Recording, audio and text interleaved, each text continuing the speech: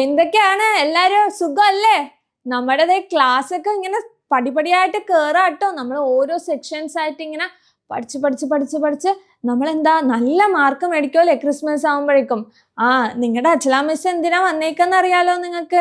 നമ്മൾ ഓരോ ഫിസിക്സിന്റെ നമ്മൾ 6th ചാപ്റ്റർ മുതൽ ഇങ്ങനെ താഴത്തേക്ക് ഇങ്ങനെ ഓരോ ചാപ്റ്റേഴ്സ് ആയിട്ട് ഇങ്ങനെ പഠിച്ചുകൊണ്ടിരിക്കുകയായിരുന്നു അല്ലേ.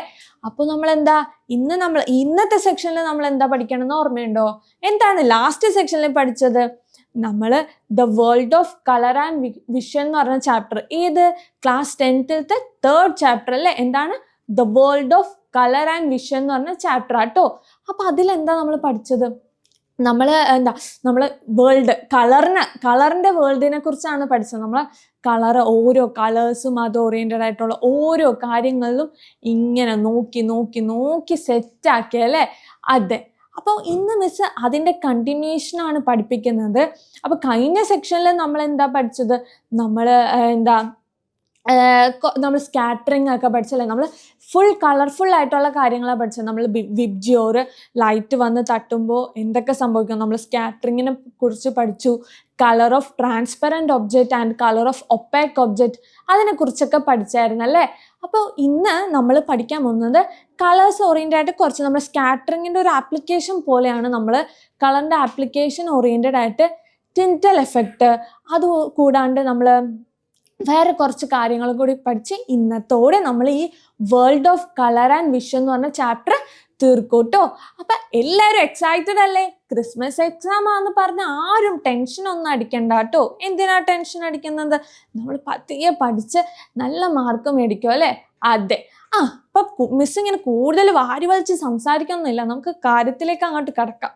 എന്താണ് നമ്മൾ ഇന്ന് പഠിക്കാൻ പോകുന്നത്? മിസ് ഓൾറെഡി പറഞ്ഞല്ലേ, ടിൻറ്റൽ ഇഫക്റ്റ്. അപ്പോൾ ഇതേ നോക്കിയേ, നമ്മൾ എന്താ കഴിഞ്ഞ ക്ലാസ്സിൽ സ്കാറ്ററിങ്ങിനെ കുറിച്ച് പഠിച്ചല്ലേ. എന്താണ് സ്കാറ്ററിങ്? മിസ് പറഞ്ഞായിരുന്നു. ഇതൊരു എന്തെങ്കിലും സാധനം ആയിക്കോട്ടെ, ഇതിനകത്ത് എന്തുണ്ട്, കുറേ പാർട്ടിക്കിൾസ് ഉണ്ടല്ലേ. പാർട്ടിക്കിൾസ് ഇങ്ങനെ ഉണ്ട്. പാർട്ടിക്കിൾസ് മൂലം എന്ത് സംഭവിക്കുന്നു? ലൈറ്റ് വന്ന് തട്ടുന്നു. ലൈറ്റ് വന്ന് ഇങ്ങനെ വന്ന് വീഴുമ്പോഴേക്കും എന്ത് ചെയ്യും? ഇതിങ്ങനെ സ്കാറ്റർ ചെയ്ത് പോകും അല്ലേ. ഇങ്ങനെ സ്കാറ്ററിങ് തട്ടി ഇങ്ങനെ പോകും അല്ലേ. ഇതിനെയാണ് നമ്മൾ സ്കാറ്ററിങ് എന്ന് പറഞ്ഞത്. പാർഷ്യലി നമ്മൾ എന്തെങ്കിലും ലൈറ്റ്സ് ഇങ്ങനെ തട്ടിപ്പോണ കാര്യമാണ് നമ്മൾ പറഞ്ഞിട്ടുണ്ടായിരുന്നത്. അപ്പോൾ അതിൻ്റെ ആപ്ലിക്കേഷനാണ് ഇത്. നിങ്ങൾക്ക് അറിയാം എന്താന്ന്. നമ്മളിപ്പം ഭയങ്കര കാടുള്ള അല്ലെങ്കിൽ ഒരു നല്ലൊരു കാടുള്ള ഒരു സ്ഥലത്ത് പോയിട്ട് ഇങ്ങനെ നടക്കുക. അപ്പോൾ ഒരു ലൈറ്റ് പെട്ടെന്ന് അവിടെ ഫുള്ള് ഇരുട്ടായിരിക്കും, പക്ഷെ ആ ഇലകളുടെ ഇടയിൽ കൂടി ഇങ്ങനെ ലൈറ്റ്സ് വന്ന് വരുമ്പോൾ നമ്മൾ ആ ലൈറ്റിൻ്റെ പാത്ത് നമുക്ക് നല്ല ക്ലിയർ ആയിട്ട് കാണാൻ പറ്റുമോ അല്ലേ. ഇല്ലേ, ഞാൻ വേണമെങ്കിൽ ഫോട്ടോ കാണിച്ചു തരാം. കണ്ടോ, ഇതാണ് ഒരു ലൈറ്റ് അല്ല, സോറി, ഇതൊരു സൊല്യൂഷനാണ്. സൊല്യൂഷനിലേക്ക് എന്ത് ചെയ്തു? ലൈറ്റ് വന്ന് തട്ടുമ്പോൾ നമുക്ക് നോക്കി ആ സൊല്യൂഷൻ്റെ പാത്ത് നമുക്ക് നല്ല ക്ലിയർ ആയിട്ട് കാണാൻ പറ്റുമല്ലോ. എന്താണ് ആ പാത്ത് നല്ല ക്ലിയർ ആയിട്ട് കാണാൻ പറ്റും. അതേപോലെ മിസ് എക്സാമ്പിൾ പറഞ്ഞത് ഇതാണ്. ഇത് നോക്കിയേ, നല്ല കാടുള്ള ഒരു സ്ഥലം, നല്ല കാടാണ്. ആ കാട്ടിലൂടെ ഇങ്ങനെ നടന്നു നോക്കുക. പക്ഷെ നമുക്ക് മനസ്സിലാകും ഇങ്ങനെ ലൈറ്റ് സൂര്യപ്രകാശം വന്ന് ഇങ്ങനെ തട്ടി നമ്മളിങ്ങനെ നോക്കുമ്പോൾ ലൈറ്റിൻ്റെ ഇങ്ങനെ പാത്ത് നല്ല ക്ലിയർ ആയിട്ട് കാണും അല്ലേ. നമ്മൾ സൺകിസ്റ്റ് എന്നൊക്കെ പറഞ്ഞ ഓരോ ഫോട്ടോസൊക്കെ ഇങ്ങനെയൊക്കെ പിടിച്ച് ഫോട്ടോസൊക്കെ എടുക്കാറുണ്ട്. എല്ലാവർക്കും അറിയാലോ, അതൊക്കെ ഫേമസ് ആണ്. ഇപ്പോൾ പെൺപിള്ളേരാണെങ്കിലും ആൺപിള്ളേരാണെങ്കിലും ഐ തിങ്ക് ഈ ഫോട്ടോസിലൊക്കെ പെൺപിള്ളേർക്കാണ് കൂടുതൽ ക്രേസ്. ഓക്കെ. അപ്പം അവിടെയൊക്കെ ഇതിനെയാണ് ടിൻറ്റൽ ഇഫക്റ്റ് എന്ന് പറയുന്നത്. അപ്പോൾ നമുക്ക് എക്സ്പ്ലെയിൻ ചെയ്ത് പറയാം. The path of light can be clearly seen due to the scattering of light when it passes through a suspension. Similarly, in winter, the path of the light through the gaps of the branches of tree can be seen clearly due to scattering. അപ്പോൾ നമ്മൾ നോക്കും നമുക്കൊരു നല്ല photo കിട്ടാൻ മതി എന്ന് പറഞ്ഞാൽ നമ്മൾ സൺകിസ്റ്റ് എന്നൊക്കെ പറഞ്ഞിങ്ങനെ പാത്ത് ഓഫ് ലൈറ്റിൽ ഇങ്ങനെ വന്ന് ഫോട്ടോസൊക്കെ എടുക്കും അല്ലേ. പക്ഷെ അവിടെ ശരിക്കും നടക്കുന്ന പ്രക്രിയ എന്താ? നമ്മുടെ സ്കാറ്ററിങ് ആണ്. അതായത് നമുക്കറിയാം നമ്മുടെ അറ്റ്മോസ്ഫിയറിൽ ഇങ്ങനെ പാർട്ടിക്കിൾസ് ഉണ്ട്. സസ്പെൻഷൻ എന്ന് വെച്ച് കഴിഞ്ഞാൽ നമ്മൾ പാർട്ടിക്കിൾസ് ഇങ്ങനെ പാർട്ടിക്കിൾസിൽ അല്ലെങ്കിൽ കൊളൈഡൽ ഫോം എന്നൊക്കെ പറയാം. നമ്മൾ സ്കാറ്ററിങ് എക്സ്പെരിമെൻറ്റിൽ പഠിച്ചായിരുന്നില്ലേ, ഓരോ പാർട്ടിക്കിൾസ് ഇങ്ങനെ കൊളൈഡൽ ഫോമായിട്ട് ഇത് അതിൽ ലൈറ്റ് വന്ന് തട്ടുമ്പോഴാണ്. അപ്പോൾ ആ പാർട്ടിക്കിൾസ് നമുക്ക് നീക്കഡ് കൊണ്ട് കാണാൻ പറ്റുന്ന രീതിയിലായിരിക്കും നമ്മുടെ പാർട്ടിക്കിൾസ് ഉണ്ടാവുക. ആ പാർട്ടിക്കിൾസിൽ വന്ന് ലൈറ്റ് വന്ന് തട്ടുമ്പോൾ എന്ത് സംഭവിക്കുന്നു? സ്കാറ്ററിങ് സംഭവിക്കുന്നു. നമുക്കറിയാം നമ്മുടെ വൈറ്റ് ലൈറ്റ്സിൽ പലതര ലൈറ്റ്സ് ഉണ്ട്, 7 വിബ്ജിയോസും ഉണ്ട്. ആൻഡ് സ്റ്റിൽ എല്ലാ ലൈറ്റ്സും കൂടി വന്നുകൊണ്ടാണ് നമുക്കത് വെള്ളമായിട്ട് തന്നെ കാണുന്നത്. അപ്പോൾ ഇങ്ങനെ വന്ന് തട്ടുമ്പോൾ എന്താ സ്കാറ്ററിങ് സംഭവിക്കുന്നു അല്ലേ? എന്താ സ്കാറ്ററിങ് സംഭവിക്കുന്നു. ആ സ്കാറ്ററിങ് മൂലമാണ് നമുക്ക് എന്താ ലൈറ്റിൻ്റെ പാത്ത് നല്ല ക്ലിയർ ആയിട്ട് കാണുണ്ടാവുക. അത് തന്നെയാണ് നമ്മളിപ്പോൾ ആദ്യത്തെ ആ ബ്ലാക്ക്, അതായത് വെള്ളത്തിലേക്ക് നമ്മൾ ലൈറ്റ് അടിക്കുമ്പോൾ ആ പ്രക്രിയ തന്നെയായിരുന്നു. അതേപോലെ തന്നെ നമ്മളിപ്പോൾ ഒരു എന്താണ് നമ്മൾ ഒരു ബ്രാഞ്ച് ഓഫ് ട്രീസിൽ കൂടി ഇങ്ങനെ ലൈറ്റ് വരുമ്പോഴും എന്തായിരുന്നു സ്കാറ്ററിങ്. മീൻസ് പറഞ്ഞാൽ മനസ്സിലായെന്ന് വിചാരിക്കുന്നു. അതായത് നമുക്കറിയാം നമ്മുടെ അറ്റ്മോസ്ഫിയറിൽ പാർട്ടിക്കിൾസ് ഒക്കെ ഉണ്ട്. ആ പാർട്ടിക്കിൾസിലേക്ക് ലൈറ്റ് വന്ന് തട്ടുമ്പോൾ എന്ത് സംഭവിക്കുന്നത്? സ്പ്ലിറ്റ് ചെയ്ത് ഇങ്ങനെ പല പല ഡയറക്ഷനിൽ പാർഷ്യലി ആയിട്ടും ഫുള്ളി ആയിട്ടും സ്കാറ്ററിങ് ചെയ്തു പോകുന്നു. ആ പ്രോസസ്സാണ് സ്കാറ്ററിങ് എന്ന് പറയുന്നുണ്ടാവുക. അപ്പോൾ നിങ്ങൾക്ക് മനസ്സിലായല്ലോ. അപ്പോൾ when the light passes through a colloidal liquid or suspension, they get scattered, causing tiny particles to become illuminated and make the path of light visible. This phenomenon is called the Tyndall effect.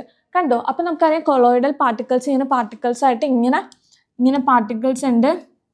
Light വന്ന് വീഴുന്നു, scattering സംഭവിക്കുന്നു. നമുക്കത് illuminate ചെയ്ത് കാണാൻ പറ്റും. നമുക്കിപ്പോൾ ഒരു സ്ക്രീനൊക്കെ വെച്ച് കഴിഞ്ഞാൽ നമുക്ക് അവിടെ കാണാൻ പറ്റും ലൈറ്റ് വന്ന് ഇങ്ങനെ കിടക്കാന്നുള്ളത്. അപ്പോൾ ഇലുമിനേറ്റഡ് ആയിട്ട് ഇങ്ങനെ കിടക്കുന്നു.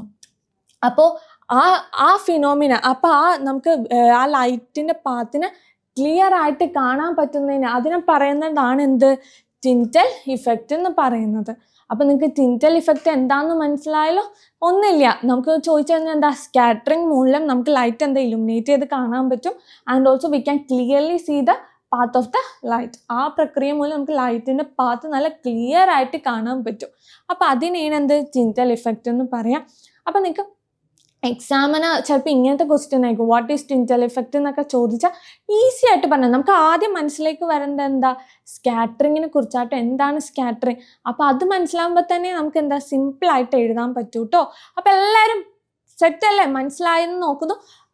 അതുമാത്രമല്ല, നിങ്ങൾക്ക് എന്തെങ്കിലും ഡൗട്ട്സ് അല്ലെങ്കിൽ എന്താ മിസ് പറഞ്ഞതിൽ എന്തെങ്കിലും നിങ്ങൾക്ക് ക്ലാരിഫിക്കേഷൻ വേണമെങ്കിൽ നിങ്ങൾ എന്ത് ചെയ്യണം? കമൻറ്റ് ബോക്സിൽ ഇടണം കേട്ടോ. മിസ് എന്തായാലും അതിന് റിപ്ലൈ തരുന്നതായിരിക്കും കേട്ടോ. ഓക്കെ, അപ്പം നമ്മൾ ടിൻറ്റൽ ഇഫക്റ്റ് കഴിഞ്ഞു. പിന്നെ ഇനി മെയിനായിട്ട് നോക്കേണ്ട ഒരു കാര്യം എന്ന് വെച്ചാൽ പിന്നെ ഒരു കാര്യം കൂടി ഉണ്ട്.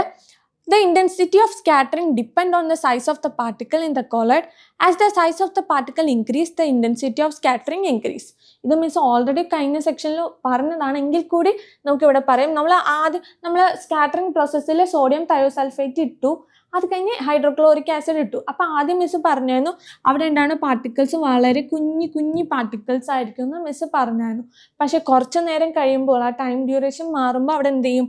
പാർട്ടിക്കിൾസിൻ്റെ സൈസിന് വ്യത്യാസം വരുന്നു എന്ന് പറഞ്ഞു.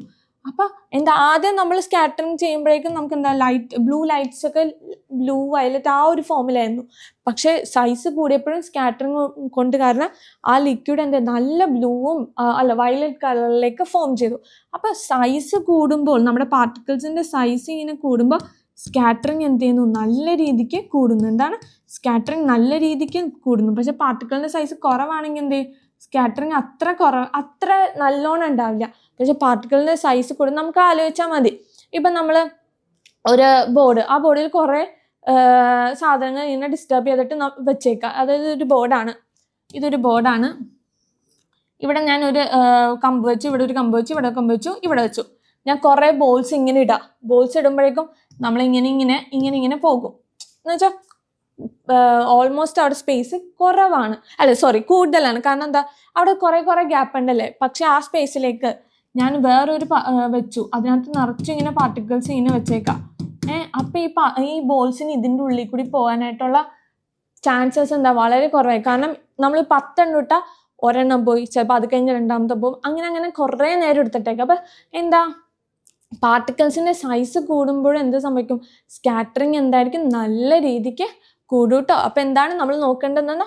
As the size of the particle increase, the intensity of scattering increase. അതാണ് നമ്മൾ അറിഞ്ഞിരിക്കേണ്ടത്. പാർട്ടിക്കിൾസിൻ്റെ സൈസ് കൂടുമ്പോൾ നമുക്കറിയാം, സൈസ് കൂടിക്കഴിഞ്ഞാൽ എന്ത് സംഭവിക്കും? സ്കാറ്ററിങ് നല്ല രീതിക്ക് കൂടും. അപ്പോൾ സൈസ് ഇങ്ങനെ കൂടിക്കഴിഞ്ഞാൽ സൈസ് ഇങ്ങനെ കൂടിക്കഴിഞ്ഞാൽ നല്ല രീതിക്ക് അവിടെ സ്കാറ്ററിങ് ഇങ്ങനെ ചറപറാന്ന് പറഞ്ഞ് ഇങ്ങനെ സ്കാറ്ററിങ് ചെയ്തുകൊണ്ടിരിക്കും കേട്ടോ. അപ്പം നിങ്ങൾക്ക് മനസ്സിലായില്ലേ? അപ്പോൾ സൈസും എന്ത് ചെയ്യുന്നു? പാർട്ടിക്കിളിനെ സ്കാറ്ററിങ്ങിനെ ഡിപ്പെൻഡ് ചെയ്യണം. അതേപോലെ നമ്മൾ ഓൾറെഡി കഴിഞ്ഞ സെക്ഷനിൽ പറഞ്ഞു, വേവ് ലെങ്ത്തും എന്ത് ചെയ്യുന്നു? സ്കാറ്ററിങ്ങിനെ ഡിപ്പെൻഡ് ചെയ്യുന്നുണ്ട്. But the factors that influencing the scattering എന്ന് പറയുന്നത് ഒന്ന് എന്താ, size of the particle and the second one wave length of the particle. Okay set. ഇനിയാണ് നമുക്കറിയാം, മിസ് ഓൾറെഡി കഴിഞ്ഞ സെക്ഷനിൽ പറഞ്ഞായിരുന്നു, നമ്മുടെ ആകാശത്ത് ബ്ലൂ കളർ വന്നത് എന്താണെന്ന് പറഞ്ഞായിരുന്നു അല്ലേ. എന്തുകൊണ്ടാണ് ബ്ലൂ കളർ വന്നത്? നമ്മൾ പറഞ്ഞല്ലേ, നല്ല നമ്മുടെ ലൈറ്റ്സ് ആകാശത്തേക്ക് ഇങ്ങനെ ലൈറ്റ്സ് വന്ന് വീഴുന്നു, ആകാശത്ത് നിറച്ച അറ്റ്മോസ്ഫിയർ പാർട്ടിക്കിൾസ് ഉണ്ടാകും. അപ്പോൾ എന്താ, വേവ് ലെങ്ത് കുറഞ്ഞത് ഏതാണ്? നമ്മുടെ വേവ് ലെങ്ത് കുറഞ്ഞത് ബ്ലൂ അല്ലേ. ആ ബ്ലൂവും വയലറ്റ് ഒക്കെ അല്ലേ. അപ്പോൾ അതെന്ത് ചെയ്യും, നല്ല രീതിക്ക് സ്കാറ്ററിങ് ചെയ്യും. വേവ് ലെങ്ത് കൂടിയ റെഡ് ഓറഞ്ച് എന്ത് ചെയ്യും, ആ പാർട്ടിക്കിൾസിൻ്റെ ഇടയിൽ കൂടി എങ്ങനെ പോകും, സ്കാറ്ററിങ് ചെയ്യാണ്ട് പോകും. നമ്മുടെ വയലറ്റ്, ബ്ലൂ, ഇൻഡിഗോ ഒക്കെ എന്ത് ചെയ്യും, പാർട്ടിക്കിൾസിന് തട്ടി സ്കാറ്ററിങ് ചെയ്ത് നമ്മുടെ ആകാശത്ത് ഫുള്ളും എന്താകും, ബ്ലൂ കളറാകും അല്ലേ.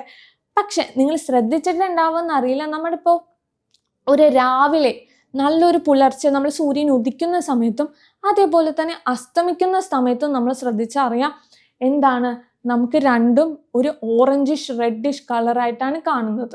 അതെന്തുകൊണ്ടാണ്? നമുക്കറിയാം, ഒരു 8 മണി അല്ലെങ്കിൽ ഒരു 8-9 മണി, 8 മണിയല്ല, ഒരു 7 മണി മുതൽ തന്നെ എന്താ, നമ്മുടെ ആകാശം നല്ല ബ്ലൂ കളറിലേക്ക് ഫോം ചെയ്യും. And also when it is reaches the time of 6 അല്ലെങ്കിൽ 6 വേണ്ട, ഒരു 5 ഒക്കെ ആകുമ്പോൾ തന്നെ എന്ത് ഷെയ്ഡിലേക്ക് മാറും, ഓറഞ്ചിലേക്ക് മാറും അല്ലേ. അപ്പോൾ അതെന്തുകൊണ്ടാണെന്ന് നോക്കിയേ. ഇപ്പം നമുക്കറിയാം, നമ്മുടെ ഉച്ച സമയത്ത് ന്യൂൺ ടൈമിൽ നമ്മൾ നമ്മുടെ ഇത് എർത്തിലാണ് നിൽക്കുന്നത്. ഈ എർത്തിൽ നിന്ന് മൂണിലേക്കുള്ള ഡിസ്റ്റൻസ് എന്താ, വളരെ കുറവാണ്. എന്താണ് ഡിസ്റ്റൻസ്? വളരെ കുറവാണ്. പക്ഷേ ഈവനിങ്ങും മോർണിംഗും ആകുമ്പോൾ ഡിസ്റ്റൻസ് എന്തായിരിക്കും, നല്ല രീതിക്ക് കൂടുതലായിരിക്കും. എന്താ, ഡിസ്റ്റൻസ് നല്ല രീതിക്ക് കൂടുതലായിരിക്കും. അപ്പം ഡിസ്റ്റൻസ് കൂടുമ്പോൾ നമുക്കറിയാം വേവ് ലെങ്ത്, ഡിസ്റ്റൻസ് കൂടുമ്പോഴേക്കും അവിടെ നിന്ന് വന്ന ലൈറ്റ് എന്തായിരിക്കും, നമുക്കറിയാം വൈറ്റ് ലൈറ്റ് ആയിരിക്കും. പക്ഷെ അതിലുള്ള ബ്ലൂ, വയലറ്റ്, ഇൻഡിഗോ ഒക്കെ എന്ത് സംഭവിക്കും, സ്കാറ്റർ ചെയ്ത് പോകും. പക്ഷെ അത്രയും ഡിസ്റ്റൻസ് സ്കാറ്റർ ചെയ്യാണ്ട് കൂടുതൽ നേരം നിൽക്കുന്നതായിരിക്കും നമുക്കറിയാം നമ്മുടെ ഓറഞ്ച്, റെഡ്, ആ കളേഴ്സൊക്കെ ആയിരിക്കും അത്രയും നേരം സ്കാറ്ററിങ് ചെയ്യാണ്ട് ഉണ്ടാവുക. അതുകൊണ്ടാണ് അവർ സ്കാറ്റർ ചെയ്യാണ്ട് നമുക്ക് മാക്സിമം നമ്മുടെ കണ്ണിലേക്ക് എത്തണത് ഏത് കളേഴ്സായിരിക്കും, റെഡും ഓറഞ്ചും ഒക്കെ ആയിരിക്കും. അതുകൊണ്ടാണ് നമ്മൾ എന്ത് കാണുന്നത്, മോർണിംഗും ഈവനിങ്ങും എന്ത് കാണുന്നത്, നമ്മൾ റെഡ് കളറും അല്ലെങ്കിൽ ഓറഞ്ച് കളേഴ്സൊക്കെ കാണുന്നുട്ടോ. അപ്പം മിസ് ഒന്നും കൂടി പറഞ്ഞുതരാം. അതായത് നമുക്കറിയാം രാവിലെ അല്ലെങ്കിൽ ഒരു ന്യൂൺ ടൈം ഒക്കെ ആകുമ്പോൾ നമുക്കറിയാം നമ്മുടെ ന്യൂൺ ടൈമിലാകുമ്പോൾ സൂര്യനും നമ്മളെ ഭൂമിയിൽ നോക്കുന്ന ഡിസ്റ്റൻസും നമ്മുടെ തലക്ക് മുകളിലാണെന്നാണ് നമ്മൾ പറയാം അല്ലേ. അപ്പം നല്ല ഡിസ്റ്റൻസ് കുറവായിരിക്കും. പക്ഷെ ഈവനിങ്ങും മോർണിംഗും എന്താ, ഡിസ്റ്റൻസ് നല്ല രീതിക്ക് കൂടുതലായിരിക്കും കേട്ടോ. എന്താണ്, ഡിസ്റ്റൻസ് നല്ല രീതിക്ക് കൂടുതലായിരിക്കും. അപ്പം എന്ത് ചെയ്യും, അവിടെ നിന്ന് വന്ന ലൈറ്റ് ഓൾമോസ്റ്റ് എന്ത് ചെയ്യും, സ്കാറ്ററിങ് ചെയ്ത് ഇങ്ങനെ സ്പ്ലിറ്റായിട്ട് പോകും. അതുകൊണ്ടാണ് സ്കാറ്ററിങ് ചെയ്യുന്ന ഏറ്റവും കൂടുതൽ സ്കാറ്ററിങ് സംഭവിക്കുന്നത് ബ്ലൂ, വയലറ്റ്, ഇൻഡിഗോ ഒക്കെയാണ്. അപ്പം അതിനൊക്കെ കൂടുതൽ സ്കാറ്ററിങ് സംഭവിക്കും. അപ്പം സ്കാറ്ററിങ് ചെയ്യാണ്ട് മാക്സിമം നിൽക്കുന്നത് ആരാ, നമ്മുടെ റെഡും ഓറഞ്ചും ഒക്കെയാണ് സ്കാറ്ററിങ് ചെയ്യാണ്ട് നിൽക്കുക. അതുകൊണ്ടാണ് നമുക്ക് ഈവനിങ്ങും മോർണിംഗും ആകുമ്പോഴേക്കും ഈ രണ്ട് ലൈറ്റ്സും നല്ല രീതിക്ക് നമുക്ക് കാണണം. നമ്മുടെ ആകാശത്ത് ഫുള്ളും എന്ത് സംഭവിക്കും, ആ കളേഴ്സ് ഇങ്ങനെ നിലനിൽക്കുന്നുണ്ടാവും കേട്ടോ. അപ്പം നിങ്ങൾക്ക് മനസ്സിലായില്ലേ? അപ്പം അതേ നോക്കിക്കോ. Why do the sun appear red and yellow or orange during sunrise and sunset? During sunrise and sunset, the light reaches from the horizon has to travel long distance through the atmosphere. During this long journey, color or shorter wavelength would be almost fully lost due to scattering. Then the red light, which undergoes only less amount of scattering, decides the color of the horizon. This is why the sun appear red during the sunrise and sunset. അപ്പം മനസ്സിലായല്ലോ, miss പറഞ്ഞത് തന്നെ. എന്താണ്, നമ്മൾ രാവിലെയും വൈകിട്ടാകുമ്പോൾ എന്താ distance കൂടുതലായിരിക്കും അല്ലേ. ആ ഡിസ്റ്റൻസ് കൂടുതലാകുമ്പോഴേക്കും എന്ത് ചെയ്യും, ഓൾമോസ്റ്റ് എല്ലാ കളേഴ്സും സ്കാറ്ററിങ് ചെയ്ത് പോകും. റെഡും ഓറഞ്ചൊക്കെ എന്ത് ചെയ്യും, സ്കാറ്ററിങ് ഒന്നും സംഭവിക്കില്ല. അപ്പം അതുകൊണ്ടാണ് നമ്മൾ ഈവനിങ്ങും മോർണിംഗും ആ കളേഴ്സ് കാണുന്നുണ്ടാവും കേട്ടോ. അപ്പം നിങ്ങൾക്ക് മനസ്സിലായല്ലോ എന്തുകൊണ്ടാണ് സ്കൈയിൽ ബ്ലൂ കളർ വന്നതെന്നും ഈവനിങ്ങും മോർണിംഗും റെഡും ഓറഞ്ച് കളർ വന്നതെന്ന് മനസ്സിലായില്ലേ? ഓക്കെ. അപ്പം നമ്മളിപ്പോൾ എങ്ങനെയാണ് ആകാശത്ത് റെഡ് കളറൊക്കെ വന്നതെന്ന് നോക്കിയല്ലേ. ഇനി നമ്മൾ വേറെ കുറച്ച് കാര്യങ്ങളിലേക്ക് പഠിക്കാം. നമ്മൾ പറഞ്ഞു, നമ്മൾ കാണുമ്പോൾ കണ്ണിൽ പലതരം കാഴ്ചകളൊക്കെ കാണുന്നുണ്ട്, നമ്മൾ കളർഫുൾ ആണെന്ന്. അപ്പം നമ്മൾ കാണുന്നത് എന്തുകൊണ്ടാണ്? നമ്മുടെ കണ്ണുകൊണ്ടാണ് അല്ലേ? അപ്പോൾ കണ്ണിനെ കുറിച്ച് കുറച്ച് കാര്യങ്ങളിലേക്ക് പോകാം. അപ്പം നിങ്ങൾ വിചാരിക്കും ഇത് ബയോളജി ക്ലാസ് ആയോ എന്ന്. പക്ഷേ ബയോളജി ക്ലാസ് അല്ല, നമുക്ക് ഫിസിക്സിലും കുറച്ച് കണ്ണ് വേണ്ട ആവശ്യങ്ങളുണ്ട്. അതായത് ഐ ആൻഡ് വിഷനെ കുറിച്ചാണ് നമ്മളിനി പഠിക്കാൻ പോകുന്നത്. അപ്പോൾ ബേസിക് ആയിട്ടുള്ള കാര്യങ്ങളാണ്, നിങ്ങൾ ഓൾറെഡി 9th സ്റ്റാൻഡേർഡിലൊക്കെ പഠിച്ചിട്ടുള്ള കാര്യങ്ങളാണ്. അപ്പോൾ നിങ്ങൾ വിചാരിക്കും ടഫാണോ, അയ്യോ നല്ല ടഫാണ്, മിസ്സിന് അത് മനസ്സിലാകുമെന്നൊക്കെ വിചാരിക്കും. പക്ഷെ വേണ്ട, ബയോളജി ഇഷ്ടമല്ലാത്തവർ പോലും ഇത് കേൾക്കുമ്പോൾ ബയോളജി ഇഷ്ടപ്പെടുമായിരിക്കും. ഓക്കെ, അപ്പം ഇനി നമ്മൾ അടുത്ത പഠിക്കാൻ പോകുന്നത് ഐ ആൻഡ് വിഷൻ എന്ന് പറഞ്ഞ ഇതാണ്. ഓക്കെ, ഇത് നോക്കിയേ, ഇതൊരു എക്സ്പെരിമെൻ്റ് ആണ്. നമുക്ക് എക്സ്പെരിമെൻറ്റിൽ തന്നെ തുടങ്ങാം. അപ്പോൾ ഇത് നോക്കിയേ, ഇതൊരു ലെൻസാണ്, ഇതൊരു കോൺവെക്സ് ലെൻസാണ്, കോൺവെക്സ് ലെൻസ്. അപ്പോൾ അതേ കോൺവെക്സ് ലെൻസിലേക്ക് ഞാൻ എന്ത് ചെയ്തു, ഒരു മെഴുകുതിരി ഇങ്ങനെ കത്തിച്ചു വെച്ചു. എന്താണ് ഒരു മെഴുകുതിരി കത്തിച്ചു വെച്ചു. ആ മെഴുകുതിരി എന്ത് ചെയ്തു, പർട്ടിക്കുലർ ഇത്രയും ഡിസ്റ്റൻസിൽ നിന്ന് എന്ത് ചെയ്തു, ഒരു ലെൻസ് വെച്ചിട്ടുണ്ട്. അഫ്കോഴ്സ് കോൺവെക്സ് ലെൻസാണ്. നമ്മൾ ഓൾറെഡി ഡീറ്റെയിൽ ആയിട്ട് പഠിക്കും കോൺവെക്സ് ലെൻസിനെ കുറിച്ച്. എന്നാലും മിസ് പറയാം, കോൺവെക്സ് ലെൻസ് എന്ത് ചെയ്യും, ലൈറ്റ്സിനൊക്കെ ഒരു പോയിന്റിലേക്ക് കൺവേർജ് ചെയ്യും. ഇറ്റ്സ് എ കൺവേർജിങ് ലെൻസ് എന്നും കൂടി പറയും. എന്താണ് convex lens? Is A converging lens ആണ്. കൺവേർജിങ് എന്ന് വെച്ച് കഴിഞ്ഞാൽ എല്ലാ ലൈറ്റ്സിനെയും അത് വലിച്ചെടുത്ത് ഒരൊറ്റ പോയിന്റിലേക്ക് കൊണ്ടുവരും. അപ്പോൾ നമുക്കറിയാം ഈ മെഴുകുതിരി ആകുമ്പോൾ മെഴുകുതിരിയിൽ നിന്ന് ഇങ്ങനെ പല ലൈറ്റ്സ് വന്ന് ഇങ്ങനെ തട്ടുണ്ട്. ഈ ലൈറ്റ്സ് ഒക്കെ കൂടി എന്ത് ചെയ്യും, ഒരൊറ്റ ഇങ്ങനെ ഇതിലേക്ക് ഇങ്ങനെ വന്ന് എന്ത് ചെയ്യും, ഇവിടെ എത്തുമ്പോൾ ഒരൊറ്റ സൈഡിൽ ഇങ്ങനെ ഫോക്കസ് ആകും. എന്താണ്, ഒരൊറ്റ സൈഡിൽ ഇങ്ങനെ ഫോക്കസ് ആകും. ഫോക്കസ് ആവുന്നത് കൊണ്ട് എന്ത് സംഭവിക്കുന്നു, ഫോക്കസ് ആവുന്നതുകൊണ്ട് ഇവിടെ എന്തോ കണ്ടോ, ഇങ്ങനൊരു മെഴുകുതിരി എങ്ങനെ ഉണ്ടാകും, തലതിരിഞ്ഞ് മെഴുകുതിരി കത്തും. എന്താണ്, തലതിരിഞ്ഞ് മെഴുകുതിരി കത്താനായിട്ട് തോന്നും. അപ്പോൾ അത് എന്തുകൊണ്ടാണെന്ന് ചോദിച്ചു കഴിഞ്ഞാൽ, കോൺവെക്സ് ലെൻസിൽ നമ്മൾ റിയൽ ഇമേജ് ആണ് കാണുന്നത്. പക്ഷെ എന്തായിരിക്കും, തലതിരിഞ്ഞായിരിക്കും, ഇൻവേർട്ടഡ് ഇമേജ് ആയിരിക്കും കണ്ടാവുക. അപ്പം മിസ് എന്താ പറയാൻ കാരണം എന്ന് വെച്ചാൽ, നമുക്കറിയാം ഇതൊരു പർട്ടിക്കുലർ ഡിസ്റ്റൻസിലല്ലേ വെച്ചിട്ടുണ്ട്. അഫ്കോഴ്സ് ഇത് ഞാൻ 20 സെൻറ്റിമീറ്ററിലാണ് വെച്ചെന്ന് വിചാരിക്കും. 20 സെൻറ്റിമീറ്ററിലാണ് വെച്ചിട്ടുണ്ടായത്. അപ്പോൾ ഇത് ഈ ലെൻസും ഈ സ്ക്രീനും തമ്മിൽ ഒരു ഡിസ്റ്റൻസ് വെച്ചിട്ടുണ്ട്. അഫ്കോഴ്സ് ഈ ഒബ്ജക്റ്റും നമ്മൾ എന്ത് സാധനത്തിനാണ് വെക്കുന്നത് അതിന് നമ്മൾ എന്ത് പറയും, ഒബ്ജക്റ്റ് എന്ന് പറയും. And the output which we get, അതായത് നമുക്ക് എന്ത് ഔട്ട്പുട്ടാണോ കിട്ടുന്നത് അതിന് എന്ത് പറയും, നമ്മൾ ഇമേജ് എന്നും പറയും. എന്താണ്, നമുക്ക് കിട്ടുന്ന സാധനത്തിന് ഇമേജ് എന്നും പറയും. Okay, set. അപ്പം നമുക്കറിയാം 20 സെൻറ്റിമീറ്റർ വെച്ചു, നമ്മൾ എന്ത് ചെയ്തു, ഇതൊരു തലതിരിഞ്ഞ ഇമേജ് ആയിട്ട് കാണുന്നുണ്ട്. Okay, set. തലതിരിഞ്ഞ ഇമേജ് നമുക്ക് കണ്ടു. ഓക്കെ, ഞാൻ എന്ത് ചെയ്തു, ഈ ഇതിനെടുത്തു, ആ സെയിം മെഴുകുതിരിനെടുത്ത് കുറച്ച് ബാക്കിലായിട്ട് വെച്ചു. എന്താണ്, കുറച്ച് ബാക്കിലായിട്ട് വെച്ചു. അതായത് 30 സെൻറ്റിമീറ്റർ മാറ്റിയാണ് വെച്ചതെന്ന് വിചാരിക്കും. 30 സെൻറ്റിമീറ്റർ മാറ്റിയാണ് വെച്ചതെന്ന് വിചാരിക്കും. അപ്പം അതേ നമുക്ക് ഇമേജ് മര്യാദക്ക് കാണാൻ പറ്റുമോ? എന്താണ്, ഞാൻ വേറെ ഒന്നും മാറ്റിയില്ല. ഈ ക്യാൻഡിൽ എടുത്ത് ബാക്കിലേക്ക് 30 സെൻറ്റിമീറ്റർ ആക്കി വെച്ചു. ദെൻ ഇതിങ്ങനെ വെച്ചു. അപ്പം നമുക്ക് ഔട്ട്പുട്ട് എന്തെങ്കിലും കാണുമോ? നമുക്ക് കാണാൻ പറ്റുമോ? ഇല്ല, കാണാൻ പറ്റില്ല. കാരണം എന്താ, ഞാൻ വേറെ ഒന്നും ചേഞ്ചസ് വരുത്തിയില്ല. ഈ ക്യാൻഡിലിന് മാത്രമേ ചേഞ്ചസ് വരുത്തിയുള്ളൂ. 20 സെൻറ്റിമീറ്റർ ആയപ്പോൾ ലെൻസും പർട്ടിക്കുലർ സ്ഥലത്തിരുന്നു, സ്ക്രീനിൽ നമുക്ക് ഔട്ട്പുട്ട് കാണാൻ പറ്റി. But when we kept it 30 centimetre, 30 സെൻറ്റിമീറ്ററിലേക്ക് വെക്കുമ്പോൾ എന്ത് സംഭവിക്കുന്നു, വേറെ ഒന്നും ചേഞ്ചസ് വരുത്താണ്ട് നോക്കുമ്പോൾ എന്ത് ചെയ്യും, ഇമേജ് ഫോം ചെയ്യില്ല. ഇമേജ് ഫോം ചെയ്യില്ല. അപ്പം ഞാൻ എന്ത് ചെയ്തു, ഈ ലെൻസിനൊന്ന് കുറച്ച് നീക്കി ഒരു 12 സെൻറ്റിമീറ്റർ മാറ്റി വെച്ചു. അതായത് ഇതൊരു 10 സെൻറ്റിമീറ്റർ ആദ്യം ഇരുന്നെങ്കിൽ ഇപ്പം ഞാൻ 12 സെൻറ്റിമീറ്ററിൽ വെച്ചു. അതായത് ഇത് 30 സെൻറ്റിമീറ്ററും ഇവർ തമ്മിലുള്ള ഡിസ്റ്റൻസ് എന്താ, 12 സെൻറ്റിമീറ്റർ ആയിട്ടും വെച്ചു. ഓക്കെ, സെറ്റാക്കേ. അപ്പം നോക്കുമ്പോൾ എന്ത് സംഭവിക്കുമെന്ന് അറിയോ? അപ്പം നമുക്ക് എന്താണ്, ഇമേജ് കാണാൻ പറ്റും. ഓക്കെ, അപ്പം ഇതേ നോക്കി, ആദ്യം മിസ് എന്താ ചെയ്തിട്ടുണ്ടാവുക, ആദ്യം മിസ് ചെയ്തു 30 സെൻറ്റിമീറ്ററിൽ വെച്ചു. 30 സെൻറ്റിമീറ്ററിൽ ഒബ്ജക്റ്റും ലെൻസും തമ്മിൽ വെച്ചു. ലെൻസും തമ്മിൽ വെച്ചു. അപ്പം നമ്മുടെ സ്ക്രീനിൽ എന്ത് കണ്ടു, ഇവിടെ സ്ക്രീനിൽ നമ്മൾ എന്ത് ചെയ്തു, മെഴുകുതിരി കണ്ടു, തലതിരിഞ്ഞിരിക്കണം മെഴുകുതിരി കണ്ടു.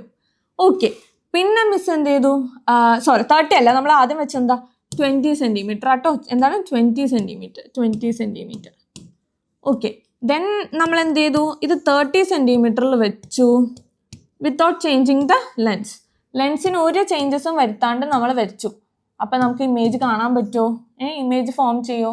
ഇവിടെ ഒന്നും ഫോം ചെയ്യില്ല, ഇമേജ് ഒന്നും ഉണ്ടാവില്ല. പക്ഷേ അപ്പം ഞാൻ എന്ത് ചെയ്തു, 30 സെൻറ്റിമീറ്റർ, 30 എന്ന് പറയുമ്പോൾ നേരത്തെ വെച്ച സ്ഥലത്ത് തന്നെ വരക്കാം. ഓക്കെ, 30 സെൻറ്റിമീറ്റർ തന്നെ വെച്ചു. ഇത് ഒബ്ജക്റ്റ് ആണ്, 30 സെൻറ്റിമീറ്റർ തന്നെ വെച്ചു. ദെൻ എന്താ ചെയ്തത്, ലെൻസും ഈ സ്ക്രീനും തമ്മിൽ 12 സെൻറ്റിമീറ്റർ മാറ്റി വെച്ചു. എന്താണ് 12 സെൻറ്റിമീറ്റർ മാറ്റി വെച്ചു. അപ്പം എന്ത് ചെയ്തു, നമുക്ക് മെഴുകുതിരി കാണാൻ പറ്റിയിട്ടോ, എന്താണ് മെഴുകുതിരി കാണാൻ പറ്റി, കണ്ടോ? അപ്പം ആദ്യത്തെ കേസിലും കണ്ടു, അവസാനത്തെ കേസിലും കണ്ടു. അതിൻ്റെ ഇടയ്ക്കുള്ള കേസിൽ, അതായത് ലെൻസിന് ഒരു ചേഞ്ചസും വരുത്താണ്ട് ഒബ്ജക്റ്റിന് മാത്രം ചേഞ്ചസ് വരുത്തിയപ്പോഴേക്കും നമുക്ക് ഔട്ട്പുട്ട് കിട്ടിയായിരുന്നോ? ഇല്ല, ഔട്ട്പുട്ട് കിട്ടിയില്ല. അപ്പം അതെന്തുകൊണ്ടായിരിക്കും? ഇനി ഗസസ് നിങ്ങൾക്ക് നിങ്ങളിത് കാണുമ്പോൾ എന്തെങ്കിലുമൊക്കെ മനസ്സിൽ തോന്നുന്നുണ്ടെങ്കിൽ അതൊക്കെ അപ്പം തന്നെ കമൻറ്റ് ബോക്സിലേക്ക് ഇടണം കേട്ടോ. അപ്പം അതെന്തുകൊണ്ടാണെന്ന് മിസ് പറഞ്ഞുതരാം കേട്ടോ. നമ്മൾ കണ്ടത് എങ്ങനെയാ, നമ്മൾ ലെൻസിന് വലിയ മാറ്റങ്ങൾ എന്തെങ്കിലും വരുത്തിയോ? നമ്മുടെ ലെൻസിന് എന്തെങ്കിലും മാറ്റങ്ങൾ വരുത്തിയായിരുന്നോ? ഇല്ല, നമ്മൾ ലെൻസിന് ഒരു ചേഞ്ചസും വരുത്തിയില്ല അല്ലേ. അപ്പം നമ്മൾ അവിടെ ആദ്യത്തെ കേസിൽ ഒബ്ജക്റ്റിന് മാത്രമേ ചേഞ്ചസ് വരുത്തുള്ളൂ, ലെൻസിന് ചേഞ്ചസ് ഒന്നും വരുത്തിയില്ല. അതുകൊണ്ട് തന്നെ എന്താ, നമുക്ക് കാണാം, ലെൻസിലേക്ക് ആ ലൈറ്റ്സ് വന്ന് കൺവേർജ് ചെയ്യാനും അത് വന്ന് ഇമേജ് ആയിട്ട് ഫോം ചെയ്യാനുള്ള ഒരു ചാൻസ് കൊടുത്തില്ല. കാരണം എന്താ, ലൈറ്റ്സ് ഒക്കെ വരികയാണ്, പക്ഷെ ലെൻസ് ഫോക്കസ് ഒരു പർട്ടിക്കുലർ ഫോക്കൽ ലെങ്ത് ഒക്കെ വേണമല്ലോ. ഇപ്പം നമ്മൾ ഇവിടെ നിന്ന് നോക്കുമ്പോൾ ഓക്കെ കണ്ണ് കാണാം, ഓക്കെ സെറ്റ്. പക്ഷെ കുറച്ചും കൂടി നമ്മൾ ഇവിടെ തന്നെ നിൽക്കാം, നമ്മുടെ കണ്ണിന് ഒരു ചേഞ്ചസ് വരുന്നതാണ്. കുറച്ച് ദൂരം വെക്കുമ്പോൾ നമ്മൾ ഇത് എന്തെന്നാ, അത് ആ ഡിസ്റ്റൻസിൽ എന്താന്ന് നമ്മൾ ഡൗട്ട് അടിക്കും അല്ലേ. അതാണ് A clear image was obtained at A same position when the lens with a suitable focal length was used. When the object is placed at a different position, it gets a clear image at the same position. The focal length of the lens must be adjusted accordingly. അപ്പോൾ ആദ്യത്തെ കേസിൽ നമ്മൾ എന്ത് ചെയ്തു, ലെൻസും ആ object വെക്കുമ്പോൾ അതിന് കിട്ടുന്ന അത്ര ഡിസ്റ്റൻസിൽ ലെൻസ് വെച്ചു. അപ്പം നമുക്ക് എന്ത് കിട്ടി, ഇമേജ് കിട്ടി അല്ലേ. പിന്നത്തെ കേസിൽ നമുക്കൊന്നും കിട്ടിയില്ല, ഔട്ട്പുട്ട് കിട്ടിയില്ല. ആൻഡ് ദ തേർഡ് കേസിൽ എന്ത് ചെയ്തു, നമ്മൾ ഒബ്ജക്റ്റ് വെച്ചു, അതിനനുസരിച്ച് എന്തും കൂടി തിരിച്ചു, നമ്മുടെ ലെൻസിനും കൂടി ചേഞ്ചസ് വരുത്തിയപ്പോൾ നമുക്ക് എന്ത് പറ്റി, നമുക്ക് ഇമേജ് ഫോം ചെയ്യാൻ പറ്റിയല്ലേ. അപ്പം നമ്മൾ എന്തും ചെയ്തു, അവർ ആ ലെൻസിന് കൂടി ആ ഫോക്കസിൽ നമ്മുടെ ഇമേജ് വന്ന് ഒബ്ജക്റ്റ് വന്ന് ലെൻസിലേക്ക് വന്ന് വീഴണമെങ്കിൽ അതിന് പറ്റിയ ആ ഡിസ്റ്റൻസിലേക്ക് എത്തിച്ചപ്പോൾ നമുക്ക് എന്ത് കിട്ടി, ഇമേജ് ഫോം ചെയ്ത് കിട്ടിയല്ലേ. മനസ്സിലായല്ലോ? Okay. How are images of objects at a different distance formed on the retina? അപ്പോൾ ഈ കേസിൽ തന്നെ നമ്മൾ